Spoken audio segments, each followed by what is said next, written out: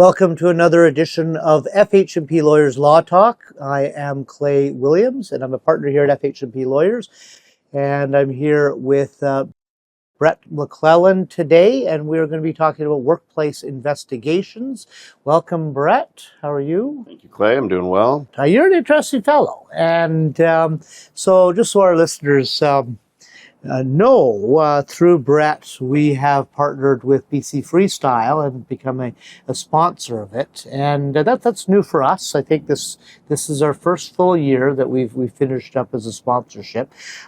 Interesting background you've got. So, tell us about it. I understand that you were actually a freestyle skier at some point. Before I decided to go to law school, I was actually a competitive freestyle skier and then a coach for the Alberta team and moonlighted for a couple national teams for Junior Worlds, the Youth Olympics, stepping in whenever coaches were injured. That was actually how I funded my way through law school. In the summer between my first and second year, I went to do a camp out in Whistler where I was filling in for the national team, helping the development kids out. It's been an interesting journey. Yeah. So what are we sponsoring right now? Oh, we're doing the Okanagan Shred Sessions, which is a regional series. Honestly, couldn't have been more impressed with the level of commitment from the athletes, the coaches, the volunteers, and the firm. It really went off quite well. Everybody was super stoked, and they're hoping to gear up for another one. All right. Well, how do I get some BC Freestyle swag, man? I mean, I could have a toque or something, you know? You definitely arranged that. All right. So we are talking about workplace investigations today, and it's kind of new for us, just like our association with BC Freestyle. You are a certified workplace investigator? Yes, that's correct. I took the advanced certificate in workplace investigations through Osgoode Hall, which is the law school at York University out in Toronto. It's a very, very highly regarded course. It was a lot of work, very informative. And with that, I'm now certified to do the workplace investigations, just get a little more background on the nuance and some guidance from people who have conducted workplace investigations in some of the most tense and fraught situations, which ideally you don't want to be handling on your own as a small business or a medium-sized or even a large business owner. Yeah, I would think. Yeah, the amount of time and effort you have to put into actually doing a thorough and proper workplace investigation would mean you are not taking that time and energy and putting it towards running your actual business. So, well, let's start here with just so our listeners understand. There are certain instances, I guess, where an employer has a duty to actually start an investigation. And why don't we start there? Yeah. So, a general guiding principle in any workplace investigation is that an employer owes a duty to see that the work atmosphere is conducive to the well-being of its employees. Obviously, that's a pretty vague and broad definition.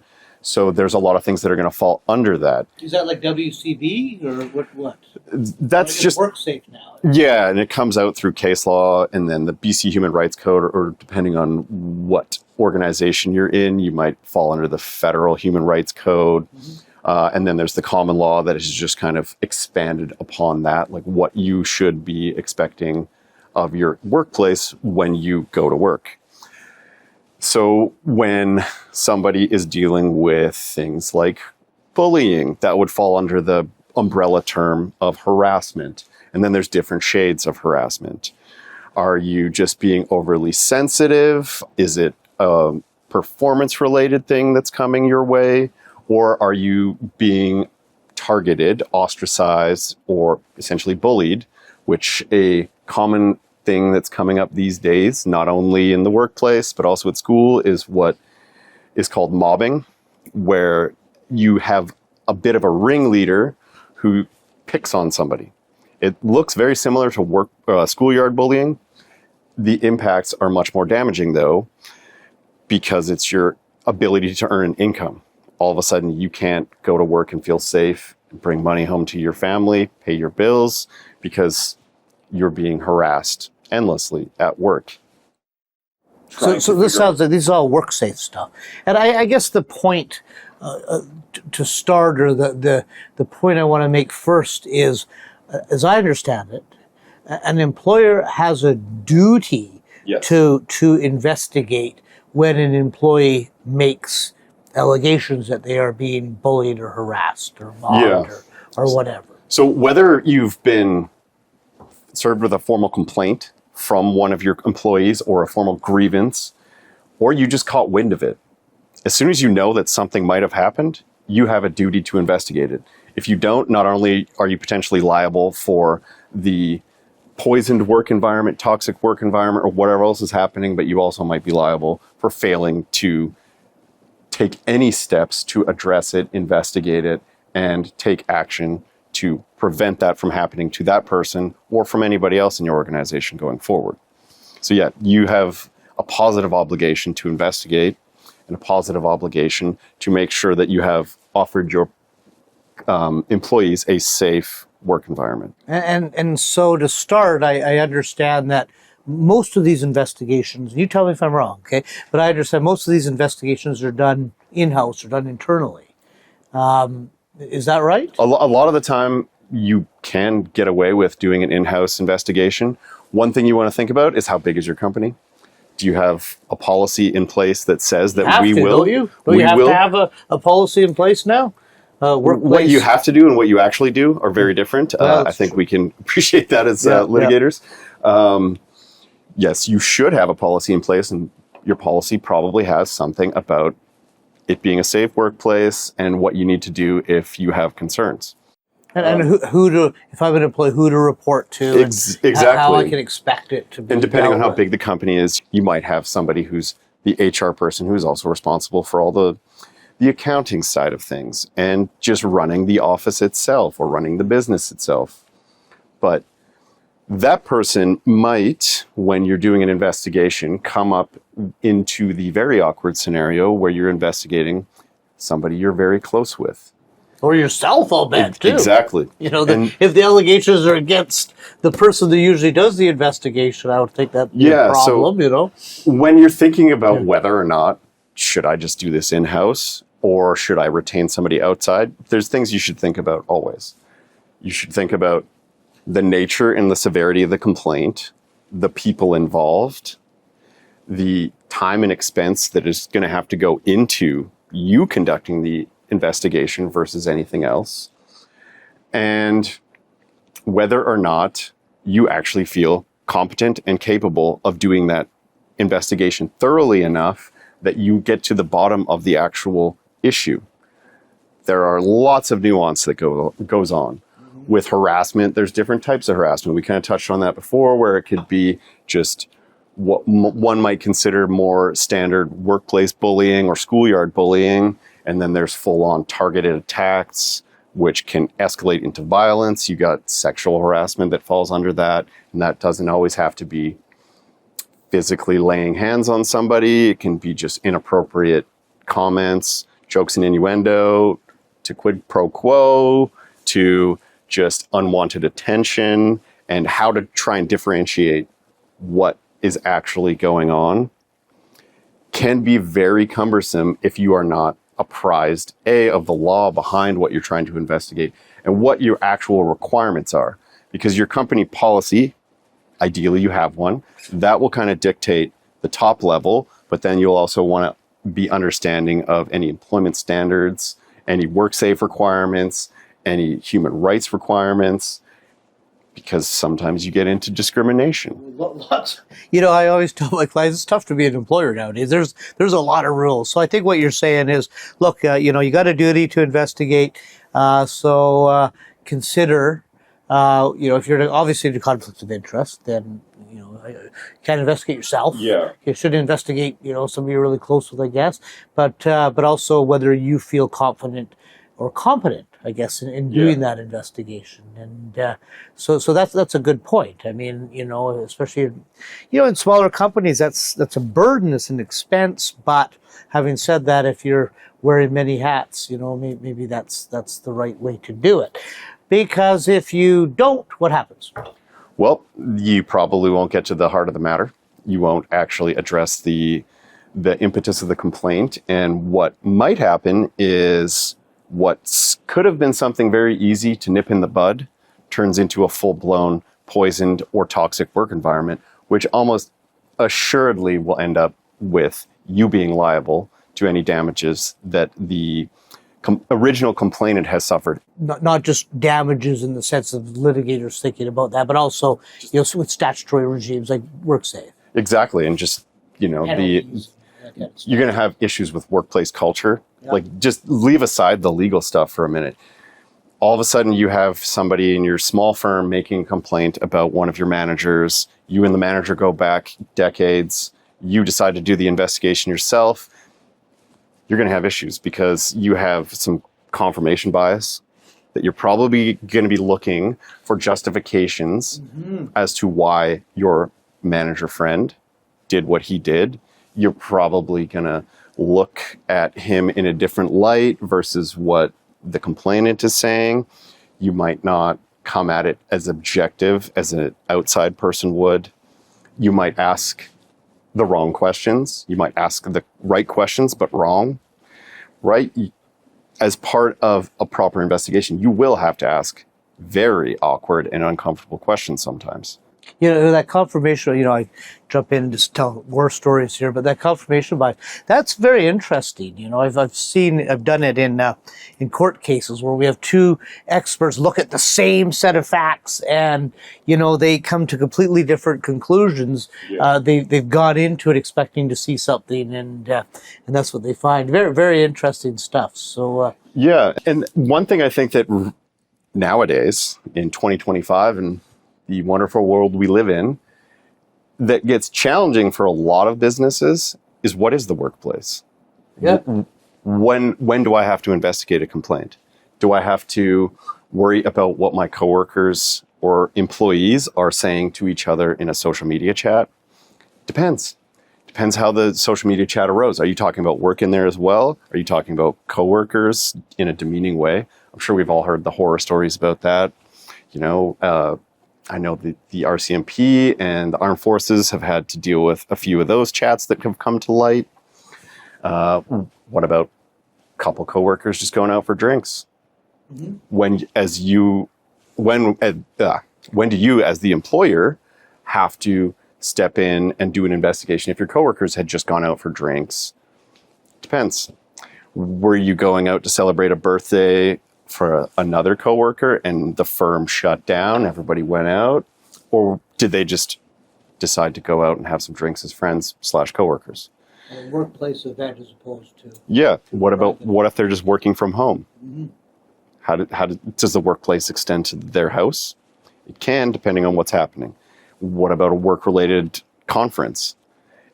If you, as the employer, send your employee to a conference or a training exercise, and somebody who is not your employee harasses them or does something to them, do you have a duty to investigate?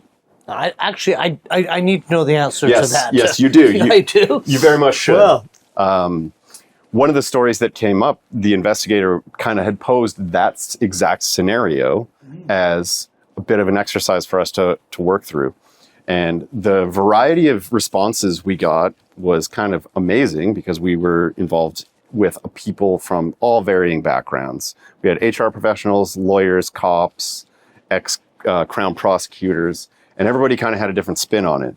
But what the instructor was telling us is he actually had that exact scenario where he had sent, an employer had sent a couple female staff to an overseas conference. They got relentlessly harassed, borderline sexual assault, came back. He was told about it. His response was to send only men the next year, and the women got to stay home and go out for dinner with him, which on so many levels offended a lot of people.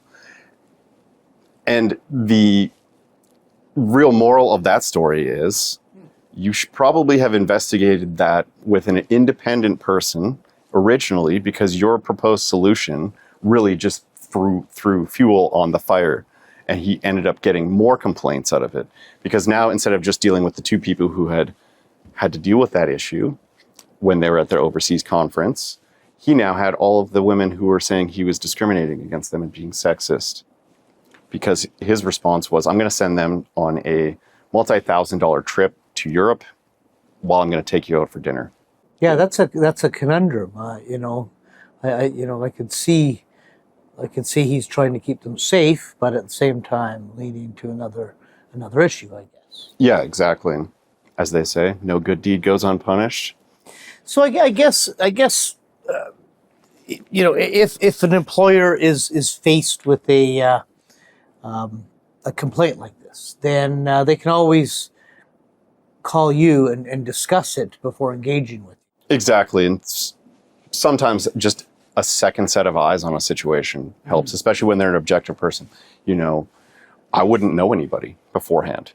And that's one of the beautiful things about being an independent investigator. I can go in, you ask all the tough questions, and then you give your report, I leave. I don't have to worry about my asking questions of a coworker causing them to either quit, and then potentially I have issues with retaining staff because there's now a bit of a division in the workplace. You got us versus them mentality. Are the managers even looking out for us?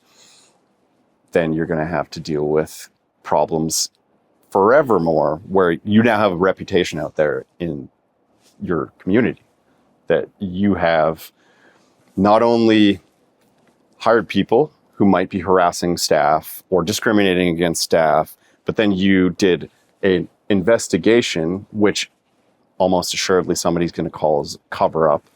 And now you got to try and deal with that issue. Flawed investigation. Yeah, I'll bet. Tell me a little, okay, we'll talk to our listeners here about the process itself. So, are you going into a business? It seems a little disruptive, I guess. Or do you do it by video? Or like how are you talking to people? I mean, I guess some of the stuff you can look at in your office, looking at the policies and that kind of stuff. But how do you deal with witnesses? That's a great question. And you kind of touched on it earlier, the generational divide. Mm-hmm. It depends. It really depends on what the witness feels comfortable doing, what we're talking about. I'm not going to want to take somebody to a coffee shop and discuss their sexual harassment claim, whether they were the complainant or the respondent or a witness, or whether we just do that by a video call, we just have a phone call. There's lots of different nuance you want to do, especially depending on the severity of the complained about behavior. Again, if it's sexual harassment. Is part of that consideration cost? Like, it seems to me it would cost more for you to go into a workplace and investigate or do interviews in their boardroom. But I hear what you're saying. That might not be appropriate anyway. Then maybe doing a video call. And is that something you talk to the potential client about? Exactly. And also the witness. If we take like the most severe of cases, you want to make the witnesses, the complainant, the respondent, everybody to feel comfortable and heard. I've done a lot of stuff with trauma-informed investigations, done a lot of that in not only through my work as a lawyer, but in investigations. That comes up quite a bit. How to properly get information out of a witness when they've been in a traumatic setting. Putting them at ease is the only way you're going to get anything useful. You can get the answers you want. You can get what you think are the right answers, but have you asked the right questions? Were they feeling safe and like you were actually going to be listening to them? Mm-hmm. Because I know we've all been in those conversations where it feels like the other person's not hearing you. They're just waiting for their chance to talk. A proper investigation, you should have all of the witnesses understand you're just there to do one thing and one thing only. Find out what happened. You're not going to be making legal findings as if you're in a court of law. Well, are you? I mean, you have to come up with the results of your investigation. Yep. So what does that look like? At the end of the day, you are preparing a document, I take it. Yep. And you don't always have to prepare a report. Again, it depends on what the client is comfortable paying, what the severity is. Sometimes you can do it pretty quick and easy in a one-page letter, or just have a quick phone call with the employer themselves. Other times, yeah, you're probably going to have to do a very lengthy report. You're going to have to break it down complaint by complaint. You're going to have to compare it to the policy and any other law that might be engaged. And you make a finding of fact, which then can be used in a court of law as part of an investigation. And that's where an independent investigator has to make sure that it's going to stand up. Because whether you're an employer or an investigator, somebody's probably going to say this is a cover-up, this is bogus, you didn't actually investigate any of my actual evidence or complaints. You're incompetent. That's one that's always thrown around. Inevitably, every single investigation report you will come across, somebody's calling somebody incompetent. That is when the training and the process you follow, which should be explained to each witness ahead of time, really comes into play. Because there's things we're looking out for as an investigator. If everybody's saying the exact same thing happened, that's weird.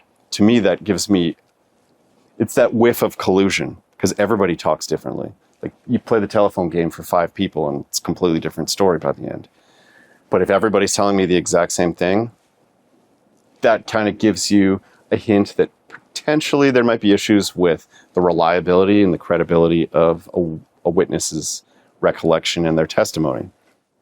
Okay, so I've got here our marketing director has told me, make sure you ask him this one. The listeners will want to know this. Common pitfalls and how to avoid them. And I think what she must be talking about is employers. What are some common pitfalls, and if an employer has that duty, well, now we've got an investigation, but what are some things that they better consider, and how can they avoid those things? Timeliness.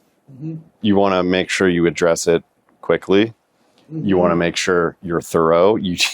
By saying timeliness and thoroughness so closely, you want to make sure that they actually are in sync, because doing a very quick investigation, while possible, might not lead to the most thorough investigation, because almost assuredly you're going to ask one witness if there was any other witnesses, and then you got to kind of follow the chain to make sure you verify things. You're always looking for best evidence, which is the thing. Do you have emails? Do you have some letters? Do you have video? Anything like that? If not, then you kind of go down the chain and try and find people that can verify what one person's saying versus what another person's saying. You want to make sure you are acknowledging what we talked about earlier, like your own personal biases. That's something you should be aware of.